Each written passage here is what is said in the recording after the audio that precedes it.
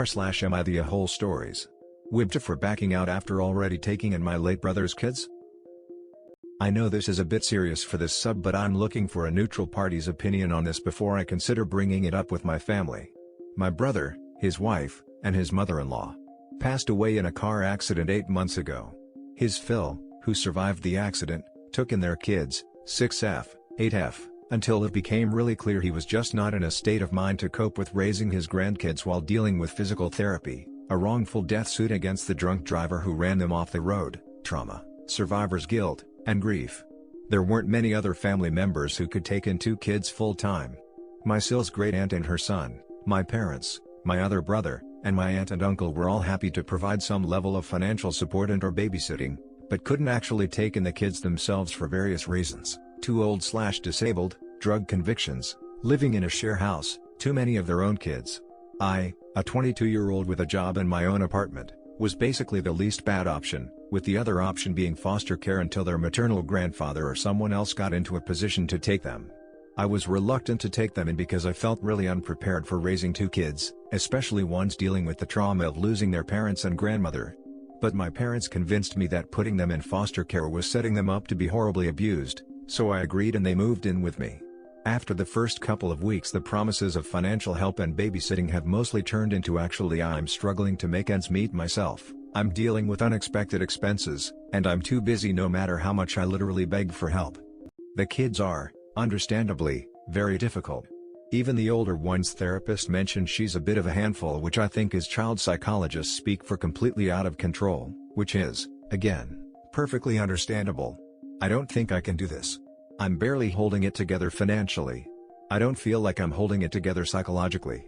I frankly don't think I'm doing a good job of parenting. My parents know I'm struggling, but they say it'll be better when the kids are in school and I need to stick it out to avoid the kids going into foster care. Obviously I don't want them in foster care if I can help it, but without the help I was promised I don't know if I can avoid it, and only my brother, a broke college student, and the kid's maternal grandfather can be bothered to help, no matter how much I've told everyone else I can't do this without their help. So, would I be the a-hole if I gave up, and just let the kids go into foster care until someone more capable can take them? AITA folks in the comments have given me suggestions of some services I can look into for help. I'm gonna try that before going nuclear and just giving up. Thanks all. NTA, sit down your family and just tell them how it is. That either you need all of them to help as much as they promised to, or the kids will end up in foster care. NTA. I'm a volunteer court-appointed special advocate, CASA, who works with foster kids. You need to contact Children's Protective Services and ask for help. They will provide casework services. The kids may be put in foster care, you may get certified as a foster parent yourself so you can be compensated, depends on the state. Whatever, a caseworker can help you navigate the system and provide the best outcome for the kids. This may include adoption by non-related parties. CPS goal is to provide safe and permanent homes for kids. Seek their help and don't beat yourself up for not taking in the kids. You can still be involved in their lives and visit and keep an eye on them. NTA, but you need help now. Can you contact Children's Services? I know they don't only snatch kids from bad parents, they do offer limited help for parents. Ask the kids, see if they want to go into care or are willing to help you out with more therapy and aware how you are struggling. Are there any children's charities or bereavement services that could possibly help? Also speak to the school they'll be going to. I'm sure you'll do everything you can to keep them, but there comes a time when you've tried everything and need to save yourself. Did their parents leave an estate for the kids? You should be able to access some money to raise them. Good luck. I kinda think your parents are jerks for talking you into something that big and backing out. ESP with a vague end date. But that's not really helpful because you're kind of in it now. Those kids need stability. Maybe they'd be okay in foster care, maybe not. I have some experience suddenly taking on kids, it's flat out hard. It also takes a while to develop routines/schedules. Feeling super stressed/a bit nuts was def part of it. Are you in the US? If yes, money-wise, have you applied for the kids to get Social Security since they're orphans? I'd also suggest looking into what other resources are available to assist you. Depending on the custody you have/where you are, there are def programs out there to assist. It doesn't sound like you've had them long. Maybe you're in the panic part right now? Maybe try telling your family members they promise to help. You don't care what their excuse is, they need to figure it the fuck out and help. Now for the next story. Am I the a-hole? For faking fainting at my mom's house after my husband attempted to announce my pregnancy? Background: I have 32 very recently lost my 8-year-old nephew to cancer, leukemia, that he suffered from for months. His parents, my brother and his wife, are absolutely devastated. He's their only son and the family's only grandchild. I married my husband M29, 3 years ago, and we've always wanted/planned to have kids, but we've endured financial and medical hardship, one of them being that my husband had a serious injury that cost him an eye. His other eye can't function properly without assistance. He loves my family and my family love him, but he can act out sometimes for no reason. This happened 2 weeks ago. After my nephew's funeral, my mom invited everyone to dinner to honor him. Knowing the occasion, I predicted there'd be potential sad moments and lot of silence. I took pregnancy test days prior and told my husband I was pregnant. He got so excited and was already on the online to tell everyone.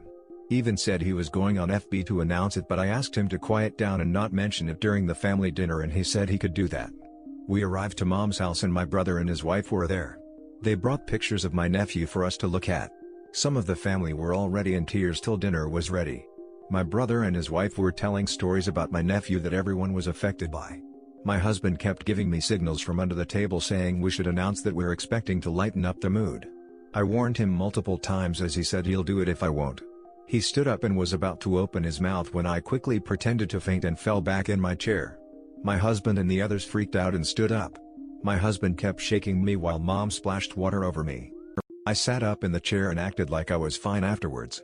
I then asked my husband to take me home and he grabbed my stuff and helped me walk. Mom then asked me to call if I felt better. My husband was really buying it until I made sure we were out, then I let go of him and started walking casually. He stood there asking if I told him I had just faked fainting to stop him from making a mistake and announcing my pregnancy during dinner. He got mad and rushed back to ring my mom's door, but I stopped him in time. I had him get in the car and he lost it, calling me ridiculous and complaining about how I played him and ruined this opportunity for him.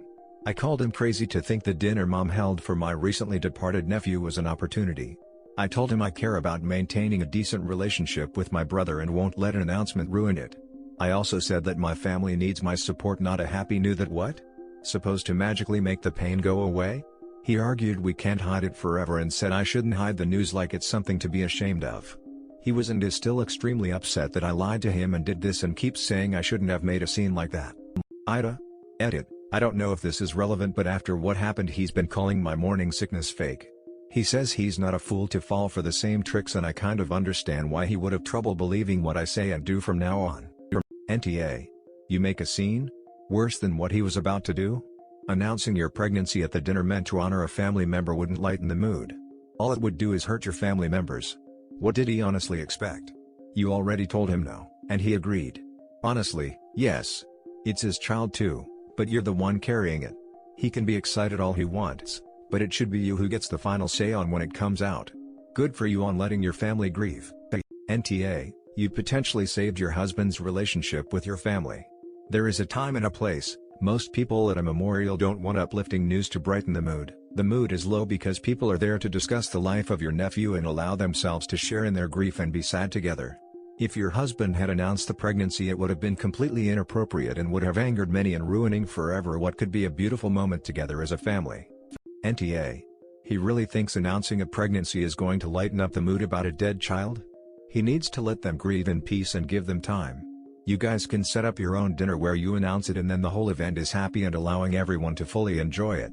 But honestly, for your brother and his wife, they may take the news very badly, as they may be sad and feel reminded of the loss of their son.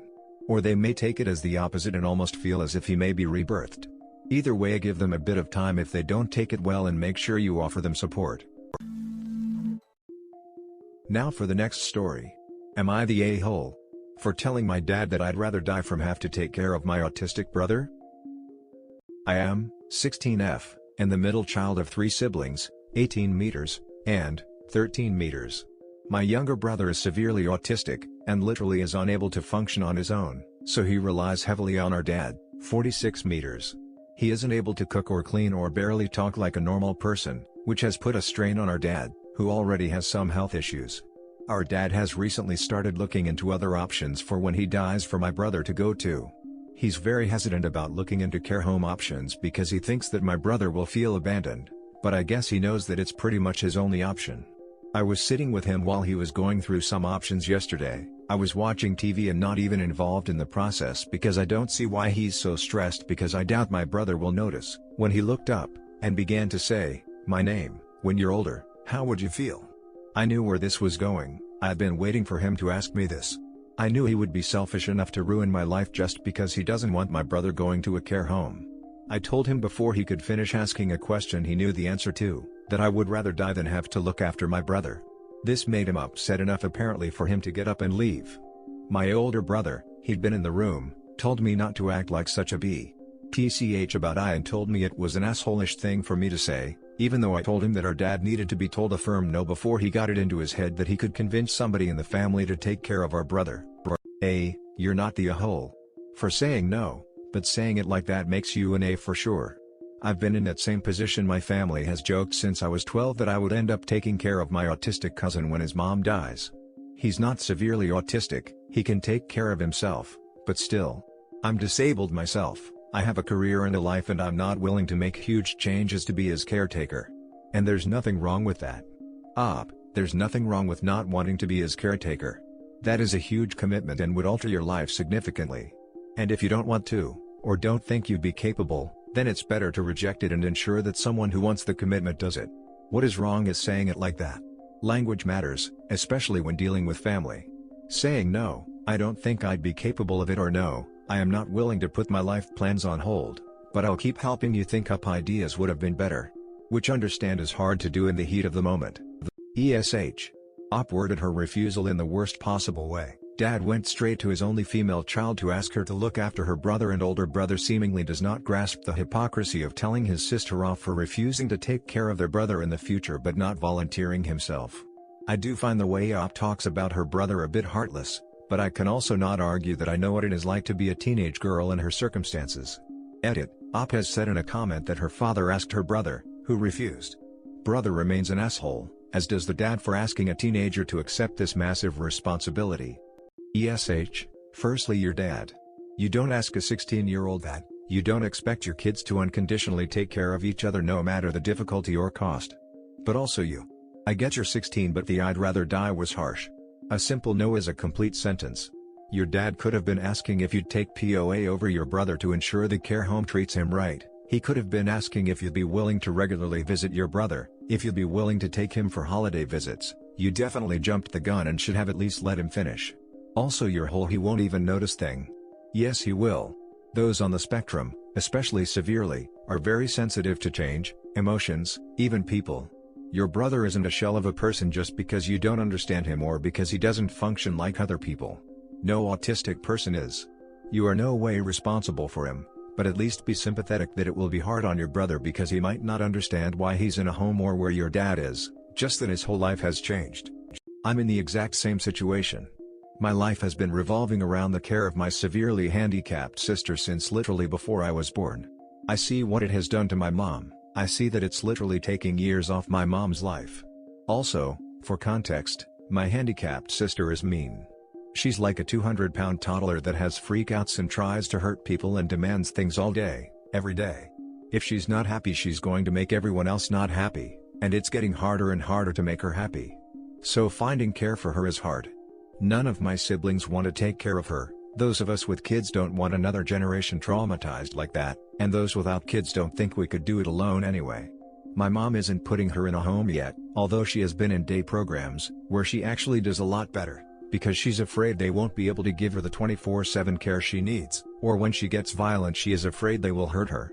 So, instead of getting her settled somewhere that my mom can choose, what's going to happen is that my mom, 63 years old, is going to end up being killed by the stress of having to care for her, and then the state will have to take over and she'll be put in the fastest, worst place, and none of us will be able to stop it if we even wanted. Sorry, I just felt your situation so deeply. It's not your job. It's not fair that you'll lose your parent earlier because of it. None of it is fair, and it isn't your job to take care of. I don't know if you feel guilty for feeling the way you do. I do. But plenty of people have had to talk me out of the guilt I feel. I hope you have people who will talk you out of any guilt, too. NTA. Now for the next story. Am I the a-hole for telling my wife that 24 is not young to lose a parent? My wife is 35 and I am 40. I am lucky enough to still have both my parents. My wife unfortunately lost her mother when she was 24, Ted had been ill for 14 years. It was hard on my wife, no doubt. I admire her for everything she went through. However, this morning we had a breakfast with her family and the subject of her late mother came up. As often people would say how awful it was for my wife and her sister because they lost their mom at such a young age. When we came home my wife and I talked about it and I told her that 24 isn't that young. It's not old, definitely, but my wife was an adult and her mother was 52 when she died. It's not like she lost her mother at 12 or 6. To me, losing a parent at a young she is under 18.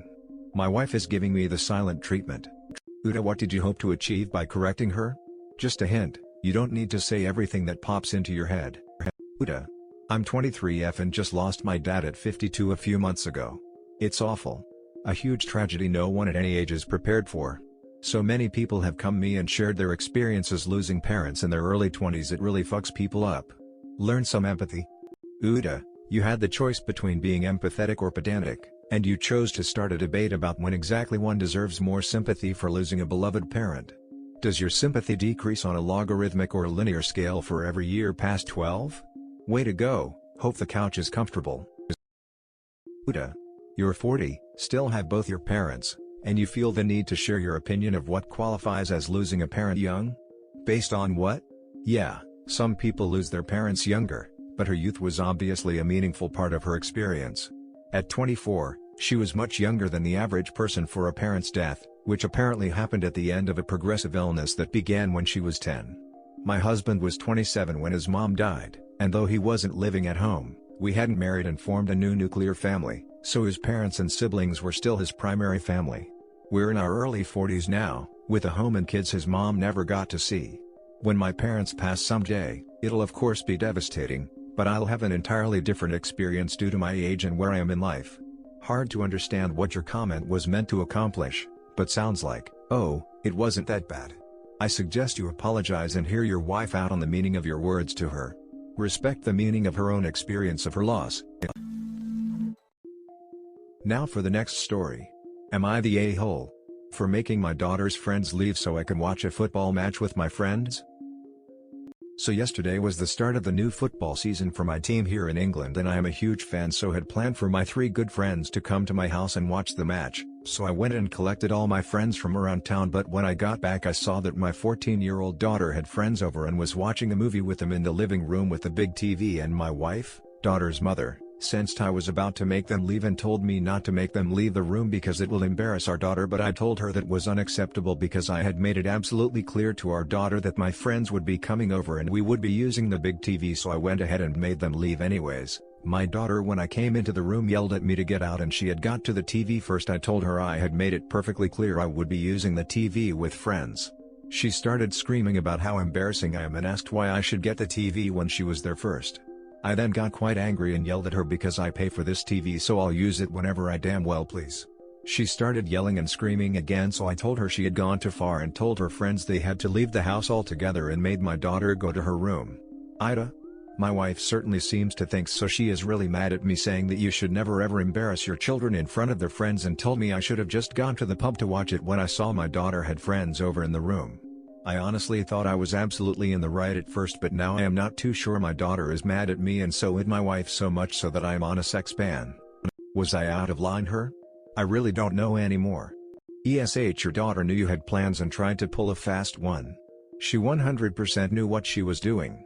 You had the right to kick her and friends out of the room, but you did it like an NTA. You called dibs and it's your home. Curious, though. Are you the asshole type that disregards everyone and everything except beer and the lads whenever football is on?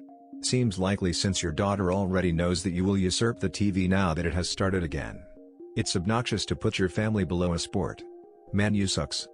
NTA, obviously everyone in the house knew you had friends coming over for a game at a specific time. The movie could have been watched before or after the game. You can't reschedule the game around the movie. This morning I allowed my college kid to take over the TV for Man City. Game was on at 8 a.m., maybe 9, our time, US Mountain Time Zone. I knew I could pause what I was watching, but he can't pause the game. He has very limited opportunities to watch any Premier League games. I think it's just courtesy and I expect the same when my American football team is playing. Uda. You sound childish in the way you handled this situation. Uda, I was gonna say not the a-hole. But you're my wife, so much so that I am on a sex ban comment makes me think that you might just generally be an asshole most of the time. Uda. I think this is a classic example of being in the right while also being an asshole. You're right, it's your house and it's your TV, and you made it clear to your fam what your plans were. That being said, your reaction to both your daughter and wife was less than cool. I think it's also worth saying that I disagree with other commenters who are telling you to find somewhere else to watch the game. Buying the big TV in your own home was probably for the exact get-together that we're trying to have. But if footy is that important to you, you need to find a way to include your family in that or actively help them pursue their passions so that they feel equitable in letting you pursue yours. Now for the next story. Am I the a-hole for still wearing my ex's ring while having a boyfriend? I'm losing sleep over this. So I, 28F, have a bunch of rings I like to wear daily. Yesterday my 30 meters, and I woke up late for work, so we were rushing to get ready and Eve. On our way to work I noticed that one of my rings was missing and I started looking around my seat hoping it had just fallen off as I got in, but wasn't there. I started to panic thinking I had lost it for good, so tried to calm me down saying that it's fine and he'd buy me the same ring if I wanted. I told him that the ring holds sentimental value to me. He asked me to elaborate, so I told him this was a ring my ex gave me. For context, I was with my ex back in uni. That year he left the country to visit his parents, and before he left he gave me a ring promising that when he got back he'd bring me his nana's wedding ring and propose with their blessing. Unfortunately he never came back as he tragically died drowning while on a rafting trip. I was devastated for months. The ring was the last thing he had gifted me, and even after years I feel very attached to it. It's just something I keep around to remember him by. I've tried to stop wearing it, but it felt like so wrong. I don't wear my ring on my left hand, so I didn't think it was a problem, but he got really upset with me saying he feels disrespected that I wear the ring another man gave with the intention of marrying me and asked for me to never wear that ring when he's around. When I got back home after work I found the ring on my dresser. I had probably missed it as I rushed to get dressed. I felt relieved. I took off all my jewelry and went to have a shower. When I returned to the room, so was lying in bed. I went to my dresser to grab some PJs and noticed that the ring was missing. I asked him if he took it and he told me I shouldn't worry about it since I wasn't going to wear it anyways. I demanded he returned the ring and that I understood why he'd get upset by seeing me wear that ring daily but didn't see a problem with just keeping it in a jewelry box. He said I wouldn't need a ring that I'd never get to wear anyways. I got a little frustrated because I was trying to compromise with him, but he was being unreasonable, and as I'm a grown woman he had no right to tell me what I can and cannot keep. This really upset him and he left our house in tears yelling, "Have it your way then." He hasn't returned any of my texts/calls and now I feel horrible. I want to note that my boyfriend is not the type to initiate big fights that end on either one of us walking out. We always sit down and talk about what bothers us about one another and what we can do to solve it. This is the first time in years that he has raised his voice at me, so I know I must have really hurt him and wonder how I could have handled the situation better. I never want to see him hurting but also don't have the heart to get rid of the ring. NTA, he is insecure of the relationship that you had with your previous partner. I'm sorry that happened to you. It must have been difficult to lose a partner like that. I understand your so's objection to wearing the ring in person, but I still think it's his problem to come to terms with. He has no place in telling you what sentimental items you get to keep or not, but if he communicates how much it bothers him, you have a decision to make with balancing your fondness of the ring with his feelings. Difficult. Realistically, it does sound like the trauma of losing your ex is still there, which is completely to be expected. Wearing the ring because that is what you think your ex would want you to, that is the point right there. I can understand your current boyfriend being upset by that. He is an ass for how he reacted, but yes, that would make anyone jealous, as you are not 100% into your boyfriend if your ex is still there. The ring is absolutely important, and having it and keeping it. Your boyfriend should respect you enough to understand your previous loves. You need to understand his jealousy if there is still another man in this relationship. Do you need to wear it to respect your ex? If your ex was that amazing, he would want you happy and moved on, right? How would your ex have felt if the same thing was happening to him with you? There should be a balance to be able to respect each other's past without having to have a reminder of it every day. If my partner was wearing their previous partner's wedding ring, how should I feel? If a married person is wearing a ring from their previous marriage, how does that look? Don't think you or am I the a-hole. But remember the past and love the past, but look forward, not back. That is what people who love us and we lose truly want, our happiness. Best of luck. It's one thing to be jealous of you commemorating your deceased boyfriend, it's entirely another thing to steal your ring. His behavior concerns me on your behalf. Instead of just giving the ring back to you when you confronted him, he emotionally tortured you by saying if you're not going to wear it, why would you need it back? You had no idea if he had thrown it out, if he had tossed it out the window. He knew you were panicking and all he thought about was getting you to admit that it shouldn't matter to you. I don't care how great you say he normally is, that's a manipulative jackass right there. I suspect you try to view him through rose-colored glasses most of the time. This wasn't a sudden crazy thing he did. You've seen his red flags before this incident. Start paying attention to them. NTA